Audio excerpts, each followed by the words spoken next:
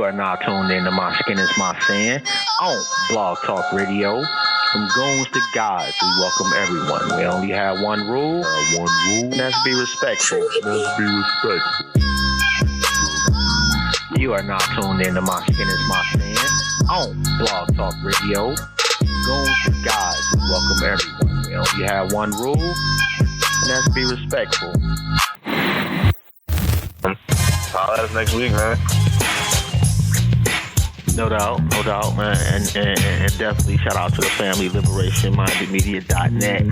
That is Black Eye Stand, Do the Knowledge Radio, The Rundown with Renee, and My Skin is My Sin. Oh, and don't forget to share the show, man. If you check it out today, or if you check it out next week, or if you check it out in 1,000 years, and if you are that motherfucker that digs this up in 1,000 years, you are the most phenomenal individual to ever walk the galaxy for digging up this greatness and still share our shit, man. Shout out to you. Don't forget to check out the websites, embroshell.com, designsbymonet.com, and myskinismysin.net. You ain't no player. Read my lips. Paving this shit, crank. You ain't no player. You don't know nothing about being a player. Whips.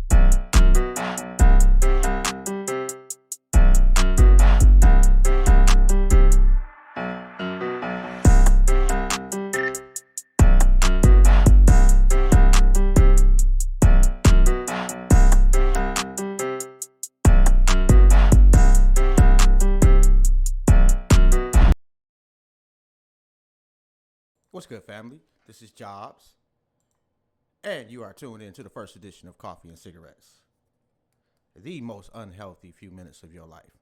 And I figure, you know what? I've got some really horrible vices, but why run from this shit? They are my vices. I own them.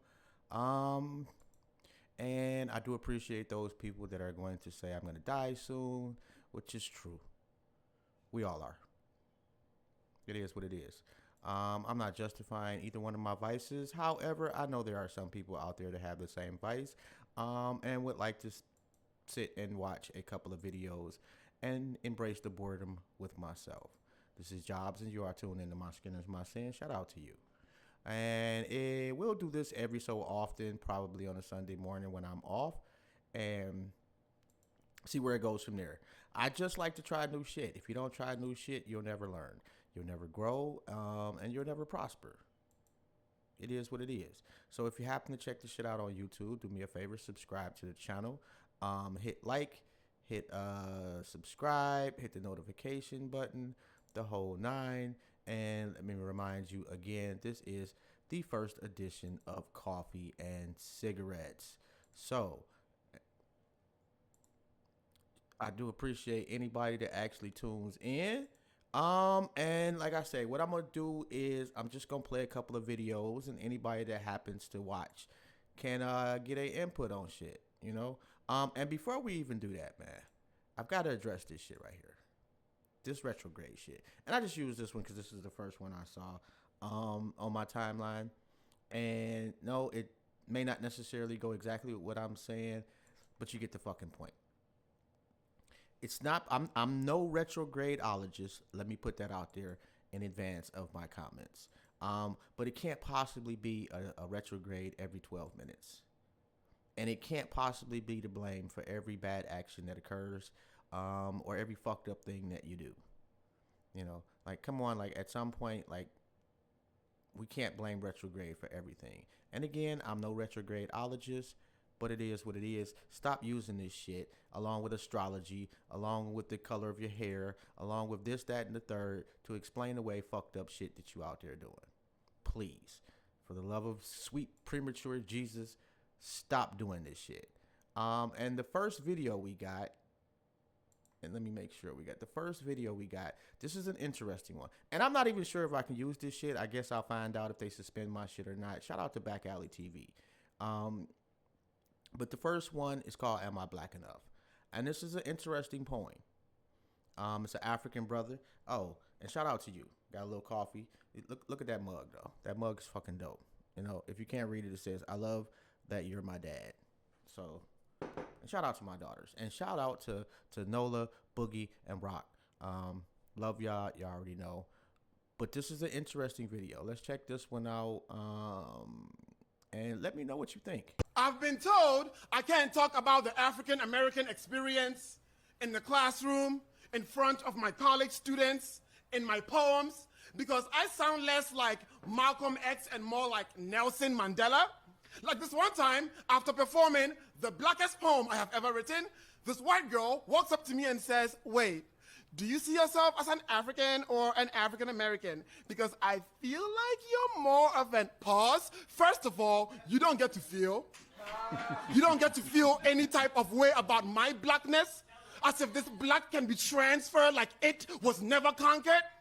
I've been told I can't talk about the African American experience because I sound more like T'Challa and less like Killmonger. Like, after performing another black poem, this black boy walks up to me and says, your type of black is not fit enough to talk about our trauma. You know nothing about chains, whips, or bullets. So, while basking in my rage and in need of some motherfucking incest, I decided that I would take the slave ship all the way back to 1332. Safa sapelo si. While sailing in the middle of the Atlantic, ancestral ghosts called my name from deep down the ocean. I felt their spirits pull me into the circle to cast a protection spell just so I could make it safe to the West African coast when I arrived. I saw Mansa Musa, king of the Mali Empire. I asked him, am I black enough? And he said, Utuntum sin adienina. He said my blackness was thicker than blood. So he shipped me to 1892, where I saw Ya Santua, Queen Mother of Ejisu in the Ashanti Empire, who led the War of the Golden Stool against British colonialism. I asked her, am I black enough? And she said, Bemena. She said my blackness was born in the midst of war by warriors that looked like you and me. So don't tell me I'm not black enough to talk about black issues in America. When the drunk white girl called me a nigger in college, she did not go to Ancestry.com to fact check if my grandmother's grandmother was a slave. When West African immigrant Amadou Diallo was shot and killed 41 times by New York police, they were shooting at his blackness, not his accent. The skin is prey for the dogs regardless of which side of the park we got our training. And so in our blackness, I bind us. It is our ancestors' dying wish. That's y'all. Judges. Okay, that was interesting. And I agree with him on a lot of what he was saying. I don't think that completely it's a fair comparison. And I may be wording that incorrectly. But you cannot duplicate the experiences that have been placed upon the black man and woman in America. Yes, we share the same skin color, That is absolutely true. We share ancestors. That is absolutely true. But we do not share the same experiences. And I think it could come off demeaning to some folks in this country, to feel as though you have a right to tell our story. And I would not expect anything different if I, let's say, went to Nigeria and I wanted to tell the story of Nigerians for Nigerians. I think that a lot of people, native Nigerians, would take offense to that. And I could be wrong. But I do think that it's an interesting conversation. And I do think that at the end of the day, systemically, when the cop pulls you over, they don't give a shit about your accent. They don't give a shit about what clothes you're wearing. They don't give a shit about your occupation. They give a shit about what skin color you have. So he's 100% right on that one. I'm, I guess it's to me, I'm kind of on the fence with that one. And if you missed that video, I'll be done here. I don't know. I think I got like 4 videos. And like I say, I just kind of wanted to, and let me move this up here so you can see that a little bit better. I just kind of wanted to experiment a little bit. So shout out to Latricia Avant also. So let me get to, and I tend to say a lot.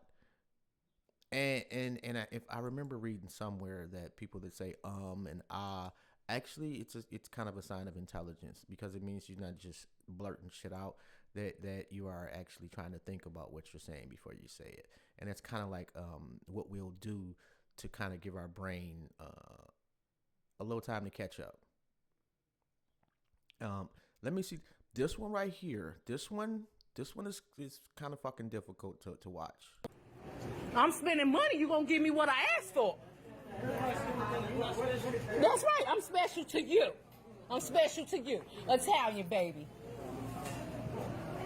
American cheese. Yes, ma'am. Now you're ignorant. Your mama the you. Now you can come outside and we can get it. Cause I'm a real. That's what you are. Come on outside since I'm an ignorant. Come on outside since I'm an ignorant. Like your mama for having your. She should have swallowed your. She should have swallowed your. Lettuce. A little. You can take some of that lettuce off. Tomato, salt, and pepper. Yes, ma'am. I wanted them all in the oven. And on my other sandwiches, because I was having 4. Oh, these my grandkids. You need to stop talking to me while I'm talking to her, while you being an unprofessional bitch. Because I don't give no about your job at Subway. And I'm going to show you that tomorrow. I'm going to show you that tomorrow. How I don't give a about your Subway job. I'm going to show you. I'm going to show you. I'm going to show you. Mayonnaise and mustard, salt and pepper. Yes, ma'am. Yes, you can wrap that one up.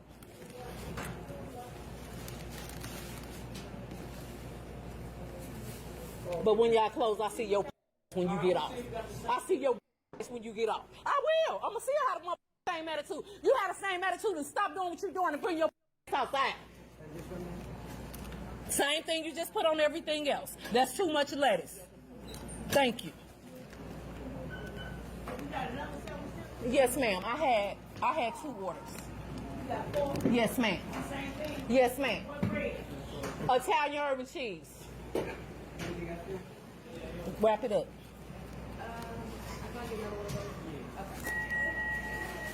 An ass Subway work. Come on outside. Come on outside. Come your outside.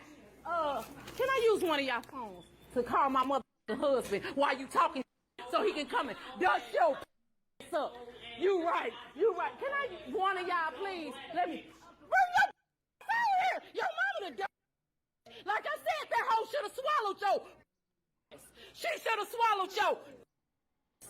You did. Don't talk to her.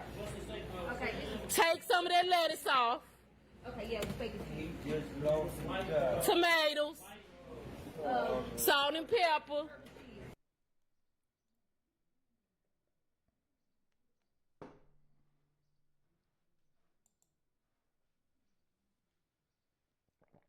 Okay, I'm not sure. Oh, okay, nah, I see. All right, wow. That's like wow, like that. That is tough to watch. It's tough to listen to. Um, as a grandparent, as a human being, both sides, and I don't know. Let me preface this statement by saying I am not sure what precipitated this. You know, when the when somebody turns their phone on it, you know, it's because they know something is about to go haywire, or they have a good, you know, there's a strong possibility shit's about to get out of hand. And in this particular instance, they were completely right. I don't know what happened, but he called her a bitch. At that point, now granted, to me, it seems like she was kind of out of pocket. You know, like she was out of pocket for a minute. And when you working in the service industry, that shit can wear on you. And we all know that. But she was out of pocket, but he called her a bitch. And she went so far with it. Not only that, she did that in front of her grandchildren. I find that, like, being angry, expressing your anger is one thing. The language that you use when doing so is completely different. And to really go like that with your grandchildren right there, I got a problem with that. I really do. And my last point on that particular video before we go to the next one, is how the fuck you gonna throw your old man under the bus like that? Like, first off, your old man is old. Not to say he can't handle the young bull, pause, but there's probably a good 95% chance that if he came up there to defend your honor, he'd get his ass whooped. And then everybody would be mad at the young bull for beating up the old man, when in actuality, this man's wife put him in a fucked up position. He comes up to this man's job, which is an assault in of itself, because people get it misconstrued. You don't have to actually physically hit somebody to be an assault. They have to be fearful that you will. And, you know, check me if I'm wrong, whatever the case. But if you show up at somebody's job, especially after that conversation with that employee had with your wife, yeah, you automatically are assuming they come up there to do something to you. So yeah, I think that in this particular scenario, yes, the young brother was out of pocket in a lot of aspects, but grandma, come on, you got to do better than that. You have got to do better than that. Just my 2 cents. We'll go to the next video. Go ahead. I will let someone else go.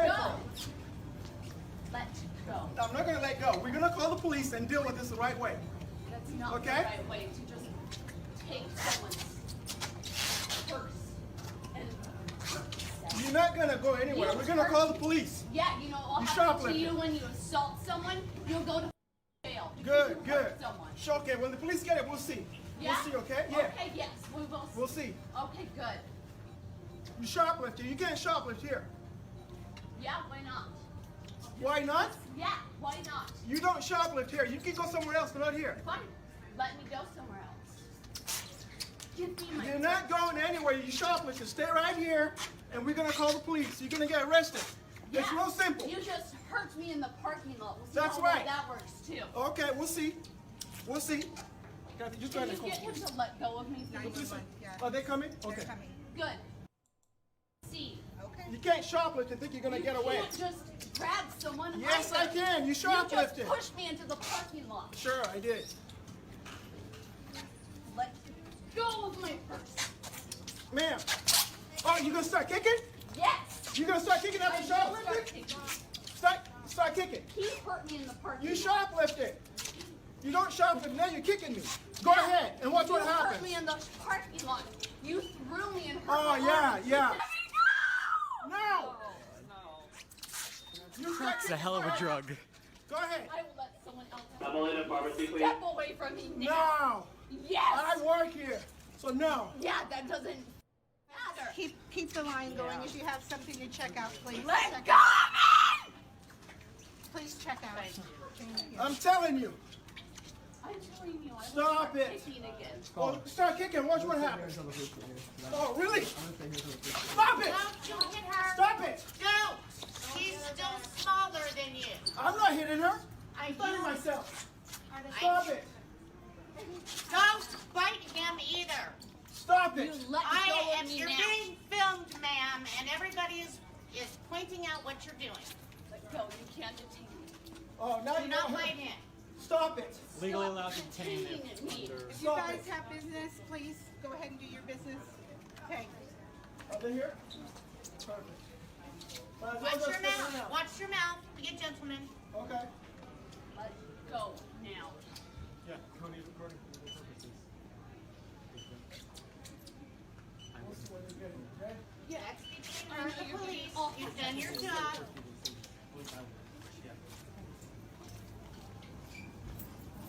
Come here. Can I have my glasses, please? Wow. So many things with this one. First off, this is privilege at its finest. Notice how she went from petty thief to victim in a nanosecond. Somehow this brother is wrong because he caught her stealing and held her accountable. When her sad story did not seem to resonate, what'd she do? She started screaming like he's attacking her. And what was the first thing the other lady said? Basically, don't hit her. Don't do to her, even though she was grabbing his hands and assaulting him, you ask me. But don't do to her what she's doing to you. And then it almost dawned on the coworker that, okay, yeah, you know what, let me say something in his defense too. You know, it was an afterthought. But her first thought was to protect the privilege. Make no mistake about it. Would I have went through all that shit as a security guard at, looks like, I don't know, your local CVS or Walgreens? No. And that's probably why I'm not a security guard at one of those establishments. Because I ain't going through all that. I'm just not. If your ass make it through the doors, you have won. You have stolen whatever item that they said you did. If the police happen to catch you, that's another thing. But I am not leaving the doors of the building to catch anybody. If I catch you inside, then I guess I'm obligated to detain you the best way I can. If a security guard is my job description. But wow. Like immediately, you're in the wrong for detaining me for breaking the law. Privilege. Anyway, this let me see. We got one more, and this one, I don't even know if I'm gonna comment because I don't really want the alphabets on my neck. But this is a really interesting point of view. And this one is regarding Dwayne Wade and Gabrielle Union and their son, or his son and her stepson, however you want to say it. Nobody saying what really needs to be fucking said. So listen up. Now, first things first. This is a 12-year-old boy. 12. He probably doesn't even order his food when they go out to eat. He probably changes what he wants to be when he gets older every 5 seconds. He might not even be into girls yet, if that's what he gonna be into. My point is, he is not old enough or mature enough to decide whether he wants to switch genders or not. That is a life-changing decision. He hasn't even experienced manhood yet. And you tell me he's ready to be a woman? If my son would have woke up to me and say that shit, I'm not taking no bullshit ass excuse like, I want to live my truth. No, little nigga, you need to live your life as a boy because that's what the fuck you are. Now that's my initial response. But after that, I'm going to tell him you need to go to counseling. Because obviously you think something is wrong if you don't want to be a boy anymore. Now I know this may upset some of you. You might think it's homophobic, transphobic, gender, whatever the fuck, phobic. But the truth hurts sometimes, my nigga, and this shit needs to be said. I cannot sit back no longer and allow y'all to enable this bullshit. If someone is sick, you give them medicine. If someone is an alcoholic, you take them to treatment. If someone is on drugs, you take the drugs away. But if somebody is born with gender dysphoria or think they were born in the wrong gender, you enable them to continue to think that? Or wouldn't it make sense to get them help? And I get it, Dwayne Wade was trying to do what most parents want to do, which is the best thing for their child. You want to support them, be non-judgmental, be there for them. I get it. But this is not support. This is enabling. This is supporting mental illness. I bet you if he got up and said, "Ruff, ruff, daddy, I want to be a dog," he would not be on Ellen talking about some goddamn supportive parenting. He would have been like, "Nigga, you ain't no goddamn dog. Let's go." Okay, this is what I'm gonna do. Players fuck up too, but I don't think that was really loud enough, and people need to hear this from jump. Nobody saying what really needs to be fucking said. So listen up. Now, first things first. This is a 12-year-old boy. 12. He probably doesn't even order his food when they go out to eat. He probably changes what he wants to be when he gets older every 5 seconds. He might not even be into girls yet, if that's what he gonna be into. My point is, he is not old enough or mature enough to decide whether he wants to switch genders or not. That is a life-changing decision. He hasn't even experienced manhood yet. And you tell me he's ready to be a woman? If my son would have woke up to me and say that shit, I'm not taking no bullshit ass excuse like, I want to live my truth. No, little nigga, you need to live your life as a boy because that's what the fuck you are. Now that's my initial Nobody saying what really needs to be fucking said. So listen up. Now first things first. This is a 12-year-old boy. 12. He probably doesn't even order his food when they go out to eat. He probably changes what he wants to be when he gets older every 5 seconds. He might not even be into girls yet, if that's what he gonna be into. My point is, he is not old enough or mature enough to decide whether he wants to switch genders or not. That is a life-changing decision. He hasn't even experienced manhood yet. And you tell me he's ready to be a woman? If my son would have woke up to me and say that shit, I'm not taking no bullshit ass excuse like, I want to live my truth. No, little nigga, you need to live your life as a boy because that's what the fuck you are. Now that's my initial response. But after that, I'm going to tell him you need to go to counseling. Because obviously you think something is wrong if you don't want to be a boy anymore. Now I know this may upset some of you. You might think it's homophobic, transphobic, gender, whatever the fuck, phobic. But the truth hurts sometimes, my nigga, and this shit needs to be said. I cannot sit back no longer and allow y'all to enable this bullshit. If someone is sick, you give them medicine. If someone is an alcoholic, you take them to treatment. If someone is on drugs, you take the drugs away. But if somebody is born with gender dysphoria or think they were born in the wrong gender, you enable them to continue to think that? Or wouldn't it make sense to get them help? And I get it, Dwayne Wade was trying to do what most parents want to do, which is the best thing for their child. You want to support them, be non-judgmental, be there for them. I get it. But this is not support. This is enabling. This is supporting mental illness. I bet you if he got up and said, "Ruff, ruff, daddy, I want to be a dog," he would not be on Ellen talking about some goddamn supportive parenting. He would have been like, "Nigga, you ain't no goddamn dog. Let's go. What you talking about?"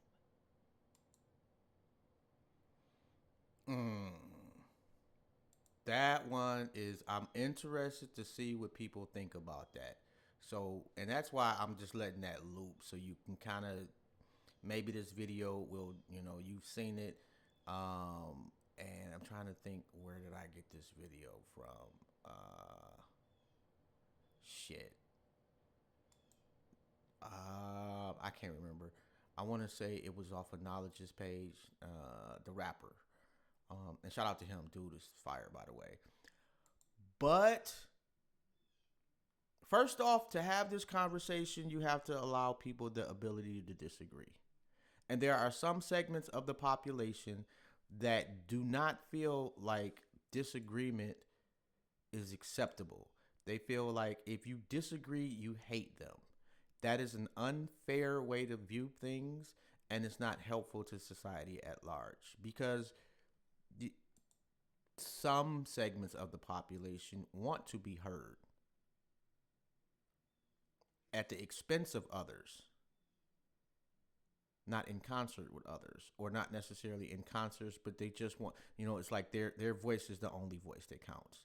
Secondly, I'm curious, does is she demeaning by saying if his son came to him and said he wanted to be a dog, how the response would be as a parent? Is that demeaning? I would say probably so to some people. But at 12 years old, making any lifetime decision, I'm not a fan of. That's not something, I didn't even want my daughters wearing weave at that time, to be quite honest. And I did not want them wearing weave because I wanted them to develop their identity first. I was not opposed to weave per se. I was opposed to them growing up feeling like weave was a necessity and not an option. I know it, people are going to kill me. Weave and transgender is not the same. The effect is similar. And I don't even know if I'm 100% confident in saying it that way. But to decide that you want to be a whole nother sex at 12 is, again, I agree with her. That is a lifelong decision. I also agree that, you want to do the best that you can to nurture your child, to ensure that your child is not scared to come talk to you about some really difficult shit. But at the same time, you can't allow your child to do certain shit at 12 years old. And I'm not going to allow my child to drive my car at 12. I'm not. Because you could seriously harm yourself. Now, at 12 years old, and that some people, it's okay. If you got a big ass field that you can let them drive in, that's different. But to let them drive on the city streets at 12 is just dangerous, in my opinion. But the point that she's making is that at 12 years old, you have not reached the maturity level to make a decision that will affect you for the rest of your life. Like, what happens if they say, okay, you know what? We're gonna let you transition. At 13, transitions. Turns 21 and decides, damn, I made a mistake. How many of us have experienced that? And not even at 21. At 12 years old, you do shit and you look back and be like, wow, that was dumb. I did that shit at 12. But it wasn't something that affected you for the rest of your life, generally speaking. I'm not saying that the sister is right, wrong. I'm just saying that A, she has a right to speak her truth. B, she brings up some valid points. And that's it. To be quite honest, that's not a decision that I would want my, that I'm more in line with not allowing that to be a decision made. That's a conversation that we can have. And I guess the way I would approach it is I would respect my child's thoughts, feelings, and needs at 12. I really would. But at the same time, I have to explain to them, like, okay, this is something that I appreciate you coming to me with this. I love you for that. We can talk about this for the next few years. And when you are allowed to do this completely on your own as an adult at 18, if you still want to do this, I'm all for it and I'll help you pay for it. But it's my job as a parent to ensure that any lifelong decision you make, you are coming from some point of maturity. So you have none at 12. You really don't. You are so much more influenced by just the simplest things. So yeah, I guess I'm kind of more in agreement with her. I guess I wouldn't go, I'm not as entertaining. I don't know if that's a good word, but charismatic as she is about saying it, And I wouldn't say it that would not be that's not my delivery style. But when you filter through the delivery and you get to the substance of what she's saying, I agree with her to an extent. And some people I know for a fact have told me, basically it's that kid's and his parents' decision. You shouldn't have anything to say about it. Well, they allowed us into that decision when they didn't have to. Not only that, I guess their rationale is because there are other 12-year-olds out there feeling the same way. What they're not realizing that most of those 12-year-olds, if in fact they are feeling that same way, don't have the money in their family to protect them from society at large. People are not going to be as accepting of somebody who lives in a poor neighborhood. They just aren't. Right, wrong, or whatever. There's what should be, and then there's what is. And the practical matter of it is that their experience with that would be completely different than Dwayne Wade's son. So that's something, that I think that as a family, they should have probably kept to themselves. But since they didn't, to say that people don't have a right to speak on it is disingenuous. They asked us to speak on it. Their whole point was to encourage dialogue. So we give it to them. And it doesn't have to be, you hate Dwayne Wade or you hate Gabrielle Union or you think they're idiots or there's, you ain't got to slander people to disagree. On either side of the coin, whether you agree with it or disagree with it, you can disagree and not just totally kill somebody with your disagreement verbally or in a tweet or on Facebook, whatever the case may be. I'm curious though, when you do see this video, leave in the comments. Let me know, what are your thoughts on what this sister is saying? And how would you handle the situation? Since we on it, there are, I'm sure, some other parents in this country, maybe in your community, that may be going through the exact same thing as the Wade family. And another thing is, I know that he was married before. Like, that's not Gabrielle Union's son. Why doesn't his ex-wife have anything to say about this? Is she, like, I don't know the scenario. I know that he has custody, and that's about it. I don't know if she's still allowed in their lives, which to me is a horrible, horrible thing if she's not allowed in their lives. You know what I'm saying? Even if it has to be supervised visits. That's a whole nother topic, to be quite honest. But this is a decision, in my opinion, that his mother should also be involved in. Whether or not she is the primary custodial parent, that's her son.